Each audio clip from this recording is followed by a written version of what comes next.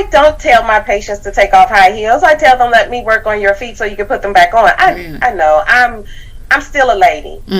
I know in my profession, they would say, oh no, you shouldn't wear heels, but those are probably men. Yeah. That's it, don't wear heels. But I want to feel fun and free and sexy, so I will put on my heels. But I also would take the proper steps to make sure my feet are taken care of.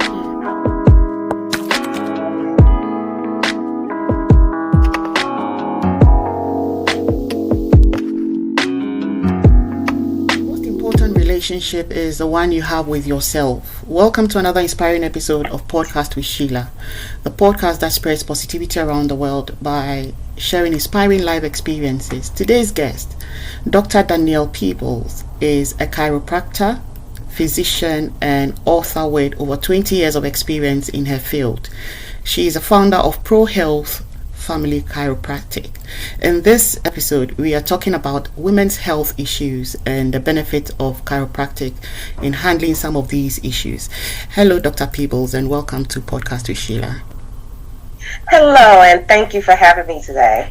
It is an absolute delight, and I'm so excited about the topics we are discussing today, basically because they are all concerning women's health, and it's something I'm passionate about, so I'm excited, and especially to learn more from you. So let's kick the ball rolling. Who is Dr. Peebles? Where does she come from? The basic background story, just so that our audience get to know who our guest is for today. Well, Dr. Peebles is a child of the inner city of St. Louis, Missouri. I grew up attending the St. Louis public schools, and through that system, I matriculated to St. Louis University.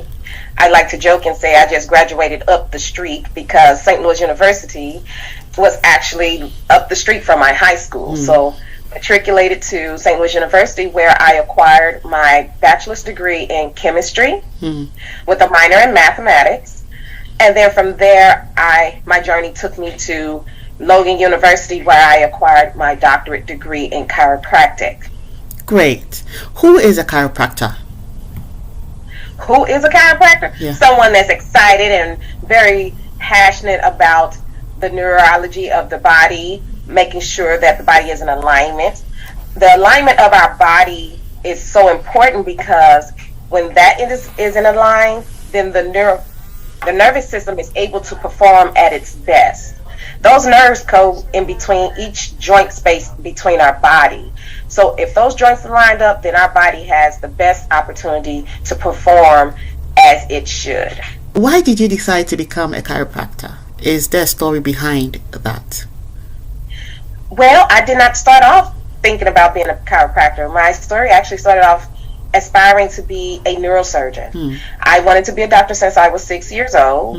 And as I became older and learned more about the medical field, I was more interested in doing neurosurgery. So I was reading all of the books by Dr. Carson and taking all the fellowships, internships that I could possibly do that would lead me towards becoming a neurosurgeon. During the summer after my junior year in undergrad, I had an opportunity that is not afforded to undergrads at all at that time. There's a program, and I'm not sure if it's still there, but there is a program on the St. Louis University Med campus that was operating out of the Office of Multicultural Affairs. And normally the summer enrichment program is for high school students aspiring to become medical doctors. With this particular program, it is run and operated by second-year med students. This particular year, they could only find one second-year med student. Someone that I met only once, a man I met only once, was impressed by me that he went out and he promoted me to these people. He said, give Danielle Peebles this opportunity. And they were like, no, we don't, we were skeptical about that because she's an undergrad. She may not be mature enough for the position. And this man said, no, give it to Dr. Peebles. So they called me. I came in, I impressed them, and I later found out that, that you weren't our first pick. You weren't our first pick. But what does that have to do with me going to chiropractic? Yeah. The wife of the dean of that office asked me, Danielle, what do you want to be when you grow up? And I proudly said, I am going to be a neurosurgeon.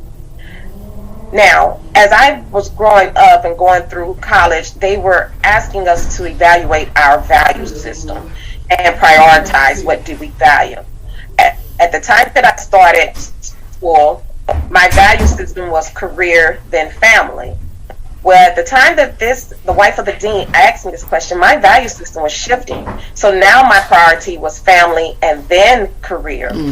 So she said, Danielle, what do you want to be? I said, neurosurgeon. She said, would you like to have a family one day? I said, sure. Have you thought about the amount of time that both entities will require of you? And are you okay with that? And I wasn't. I wasn't okay. Family meant a lot to me. I joke and say, I wanted my children to know the mother, not the nanny. Exactly. I saw the hand that rocked the cradle when I was a little traumatized from that Lifetime movie. So I always say, I want the nannies to know me. And so I started to research chiropractic, and I became excited. I mean, over the top excited. The more I researched, the more I learned, the more I said, yes, this very much should be this is where I'm supposed to be. Go figure. So I started doing the steps to become a chiropractor, and things have just moved with such ease for me to do that. Not saying it's an easy path to become a chiropractor. Those were not my words. It is not easy to become a chiropractor, but the path for me to go that direction, it just met with a certain flow that allowed me to do that. I think I resonate with you on a number of fronts, for the fact that you being a mom and being busy as well with the work you do, but you're able to prioritize them so well, which may be something a few women struggle with and may not know how to juggle both. But it looks like you're doing a good job for you to have a successful career and be growing your family the way you want to. I think you're doing a good job. But that brings me to my next question, which is, what are some of the challenges you faced in your line of work? Balancing it all. It is the challenge of balancing it. Exactly. My patients, pardon me, my patients are just as attached to me as my daughter. Yeah. They want to see me in that office. My daughter also wants to see me at home. So the challenge is really balancing it all and getting everything done as much as possible in a timely fashion. But I always keep my focus on what my priorities are, my family and my career. And when you set boundaries and you adhere to them, things will fall in place as they should, but you must adhere to your own boundaries or else nothing will. Exactly.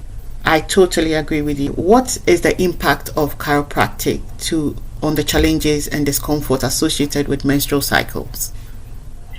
My ladies, as they come in as patients, they learn quickly that their chiropractic adjustments are positively impacting their menstrual cycles. When they come to me, they are having very painful cycles, very irregular, some of them extremely heavy, bad mood swings, headaches, all the discomforts that we know that can come with menstrual cycle. Having a menstrual cycle. Well, I teach them, come in a few days or a week before your menstrual cycle. Let's make sure your lower back is lined up appropriately. If it is properly lined up, then it minimizes the symptoms that usually are associated with the menstrual cycles. So I have a couple of patients that they're tracking their menstrual cycle, and no later than 3 days before that cycle, they are in my office to get adjusted. Now, that's not the only way that chiropractic impacts your menstrual cycle. Sometimes my ladies come to me once they have started, and they may not have gotten there in time to beat the cycle. So they'll remember that they missed their adjustment. You want to know how? They're cramping so badly. So they call me up the day that they're cramping. I am cramping. Please help me. So they get in and they rejoice in the fact that I can minimize or alleviate the cramps while they're on the table and by the time they walk out of that office. Well, chiropractic have a positive impact on POS? Yes. Yes, it helps to manage those symptoms. Now, we're not here curing anything. That's not what we do. We don't cure all the diseases and conditions, but we do make it way more manageable. Great. Let's talk about the benefits of chiropractic during pregnancy. This is always a fun time for me with the mothers. As the baby is growing inside, it creates different stresses at various levels of the body. So the baby is lower, therefore the lower back and hips tend to be the most affected by the growing baby. So women would come in saying, my hips hurt, my lower back hurt, but when they're getting adjusted, which is a safe procedure, we adjust them and follow them throughout their pregnancy. Around the same rate that they're going to their OBGYN, they are also coming into the office the same week just to keep up with their treatments. Unless they're having pain more frequently, then we're working on that more aggressively, as in with more attention than once a month or once a couple of weeks, every couple of weeks.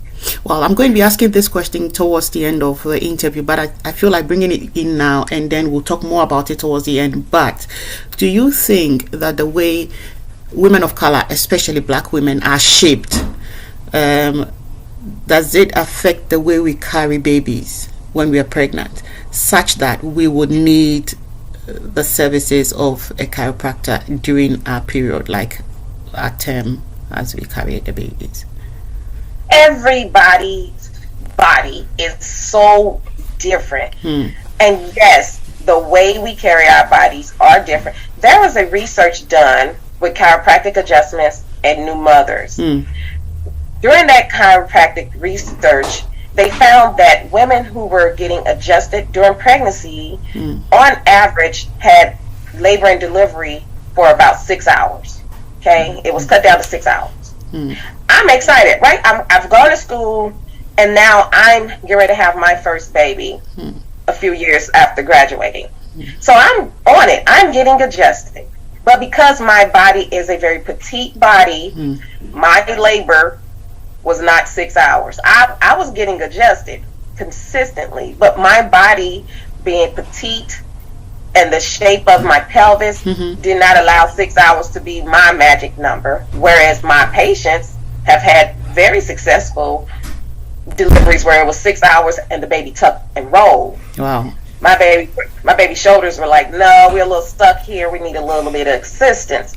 But I will tell you this, whereas I may not have been able to deliver the baby in 6 hours, my recovery time was drastically faster than the average patient. Even my doctor was impressed. He said, you're very strong. How is it possible that you're up after a C-section and pushing the baby in the car?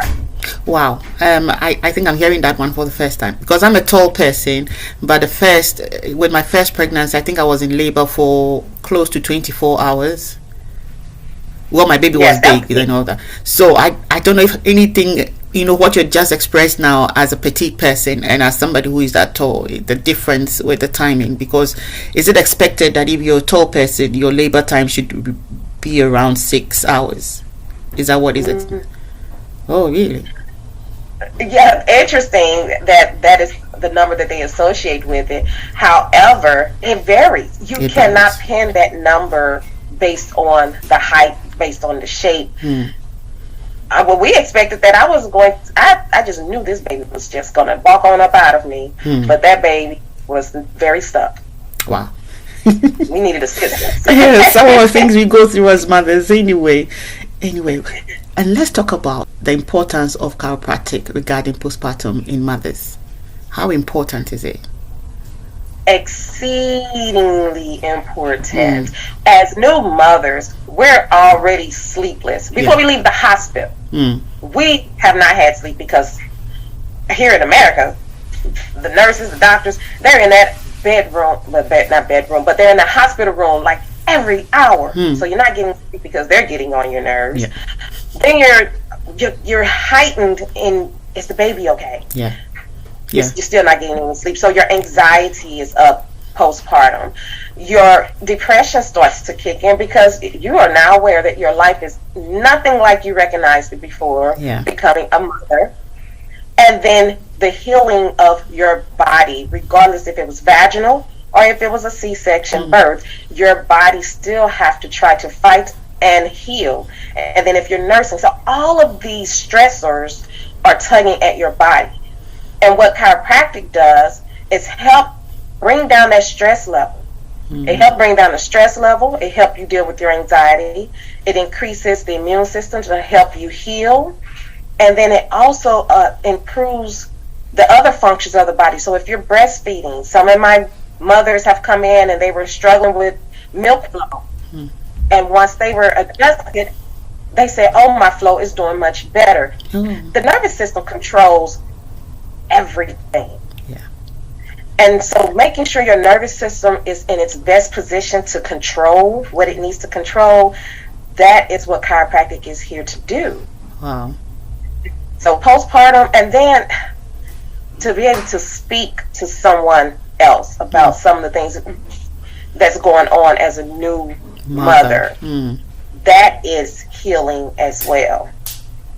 Wow.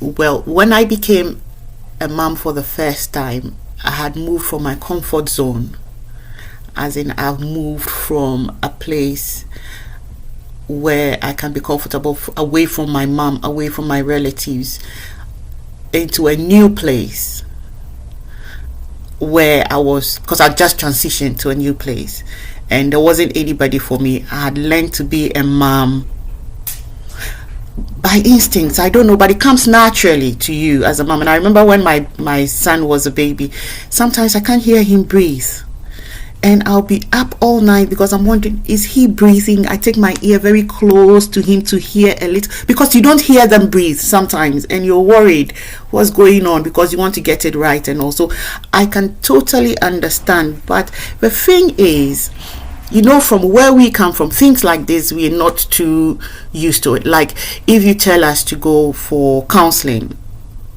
I remember when I lost my son and I was asked to go, the bereavement midwife said go for counseling, and I felt it a bit strange. What do I need counseling for? We won't go that direction because we're not used to things like that. How is the importance, the knowledge of the importance of chiropractic, how can it be made presentable to people of color, especially black women? Because we won't take it. If you had offered it to me before listening to you, I wouldn't take it because I would think I can do it on my own, you know, just like I did everything else. And if I was successful with doing it on my own with my son, why can't I carry on with it? But then in the end, you see that it would have been easier with some of these services. So how can we present it to our women such that they know is very important to access those services if you have to? It is my mission that every person, male or female, that comes through my office understands what I am doing. I may not be able to reach everyone, but when I have a conversation with someone, I make sure I find what's important to them. And then I gear that conversation towards that so that they can see the relevance of the service. It's not about what I necessarily think you need as much as what you want in life. I have to know what your quality of life, what is a great quality of life for you look like. Is it being able to walk through the mall and not have to sit down because you're tired, you're winded? Is it wanting to play with your children and not feel like, oh, I got to sit down and rest because this is hurting? Once I figure out how to connect with you, then I bring in what it is that I can do. But once you come into my office, every day you're learning about your body. Every day you're learning how your aches and pains are related to a different function. So my patients no longer come in and say, Dr. Peebles, I'm having neck pain, I'm having back pain, because that's a very generic way to describe what you're having. Exactly. But when they come in and they learn so much about their bodies and areas of their pain, they start to say things like, Dr. Peebles, I've been having headaches for the past couple days. Dr. Peebles, I notice I'm having some indigestion. Dr. Peebles, my bowels I'm a little constipated the past couple of days. I'm not sure what's going on. And then after further inspections, I find out, oh, you stumbled off the curb. Something so slight as stumbling off the curb can upset your whole spine. Wow. And then affect the function of your body. Or sometimes they say, Dr. Peebles, I am feeling very agitated today. I don't know what's going on. And then I'll see other things happening within their spine that says that it needs to be addressed, and then they start to feel their stress levels come down. So you have to first learn the audience to whom you're speaking, and then make it relevant to them. Great. Let's talk about being sexy, and let's talk about sex. Are there injuries?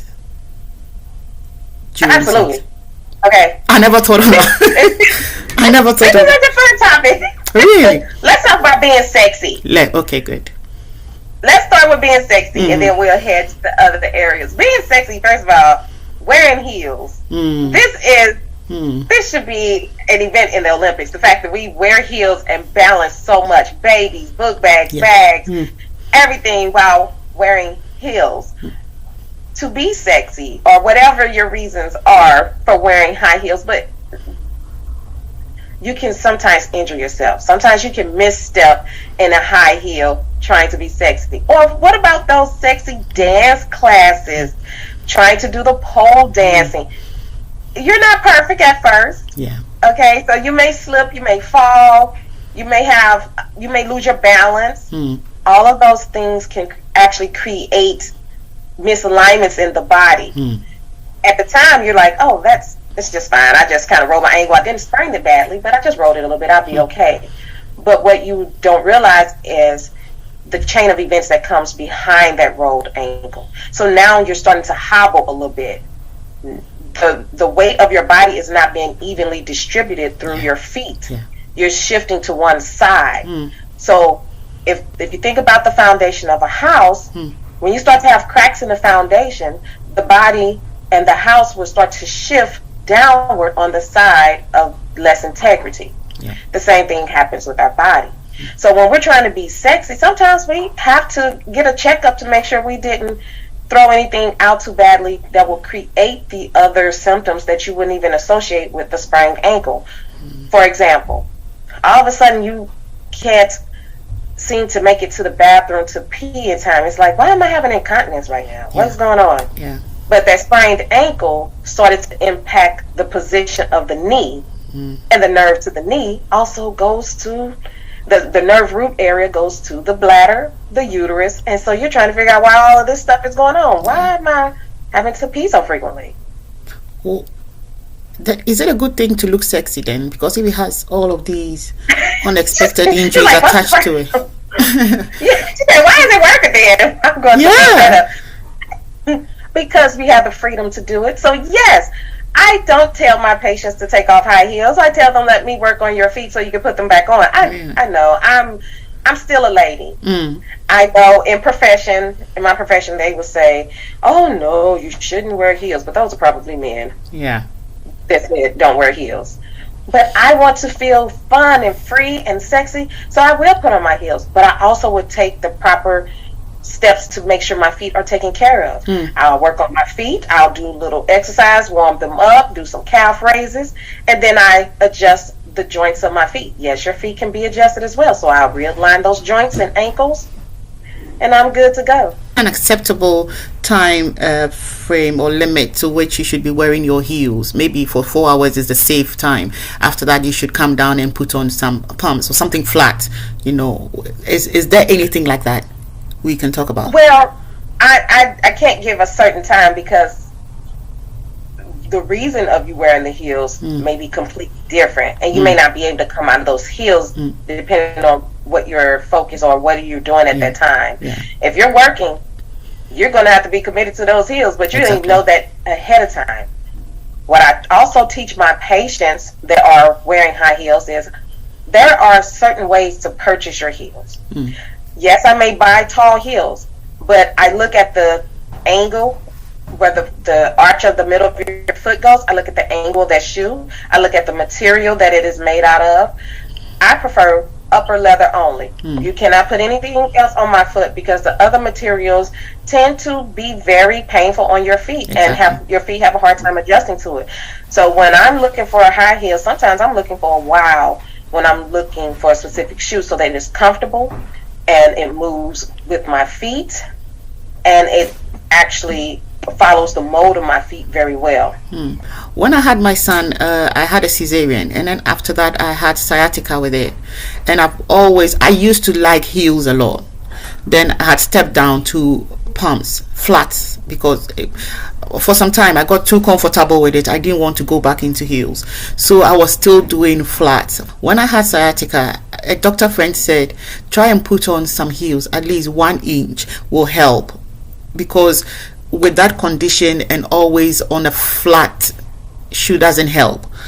And I realized it does, so I would go 1 inch, 1.5 all the time. Once in a while I'll do the flat. I still love flat shoes. I love it because I feel I could knock it off as formal, informal, casual, depending on what you're wearing on top and everything else. Do you think that even though we're talking about heels having a side effect with injuries to it, there are still some positives with it regarding health? Yes, I can make an argument for that, especially with your doctor friend. What she was alluding to, whether she knew it or not, was that maybe your sciatic nerve was due to the position of your lower back, and so by tilting that pelvis, it was able to give you relief. Everyone's not going to get the same relief by wearing the heel, so it's a matter of which direction is the pelvis tilted as to why that helped you. Great. I think my next question would have been, how would people of color benefit from the importance of chiropractic? But we've talked about that. So what will your final message be to our listeners as we wrap up? If you really want to know the state of your overall health, get your spinal health checked out. Go to the chiropractor and find out what your spinal health is doing, what your body is saying, because our bodies archive every event. It archives it in the spine and in our arms, legs. Our whole body is an archiving system. So check your spinal health if you want to really know the state of your overall health. Is there something else you wanted to throw in before we finally draw the curtain to a close?